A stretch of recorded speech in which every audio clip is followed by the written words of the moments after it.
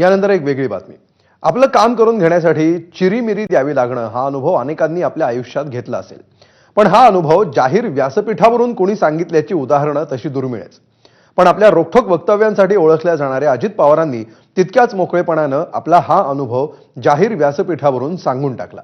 माळेगावच्या सभेमध्ये बोलताना कामं करून घेण्यासाठी कसं वजन टाकावं लागलं याचा किस्सा अजितदादांनी सांगितला आणि एकच चर्चा सुरू झाली. पाहूया नेमकं काय म्हणाले दादा. एवढे मागितले लाख लाख लाख. उजव्या हाताची 5 बोटं आणि डाव्या हाताची 2 बोटं दाखवणारे आणि तोंडानं लाख असा शब्द उच्चारणारे हे आहेत राज्याचे अर्थमंत्री आणि उपमुख्यमंत्री अजित पवार. माळेगाव कारखान्याच्या कार्यक्रमात अजित पवारांनी एक किस्सा सांगितला आणि सर्वांच्याच भुवया उंचावल्या. एरवी नियमाची भाषा करणारे आणि आपल्या कामात चोख असणाऱ्या अजितदादांनी आपल्याला एकेकाळी कशी लाच द्यावी लागली याचा किस्सा सांगून सर्वांचं लक्ष वेधून घेतलं.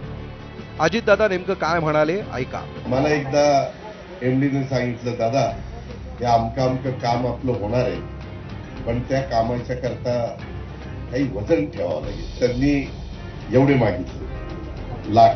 आता हा किस्सा नेमका कधीचा याबाबत मात्र अजितदादा काहीच बोलले नाही. अगोदर सिंचन घोटाळ्याचं आणि नंतर राज्य सहकारी बँक घोटाळ्याचं संकट पेलून अजितदादा पुन्हा सत्ताधारी झाले. मात्र त्यानंतरही दादांचा बिनधास्तपणा आजही कायम असल्याचं यातून दिसून आलं. पारदर्शी प्रशासन हा अजितदादांसह या सरकारचा आवडता शब्द.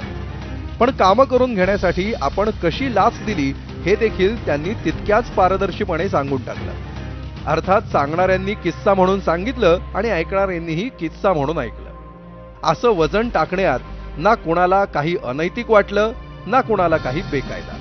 त्यामुळे कामं करून घेण्यासाठी वजन टाकणं, हात ओले करणं, टेबलाखालून व्यवहार करणं या बाबी आता केवळ एक मनोरंजक किस्सा म्हणून ऐकल्या जातात हे वास्तव देखील समोर आलं.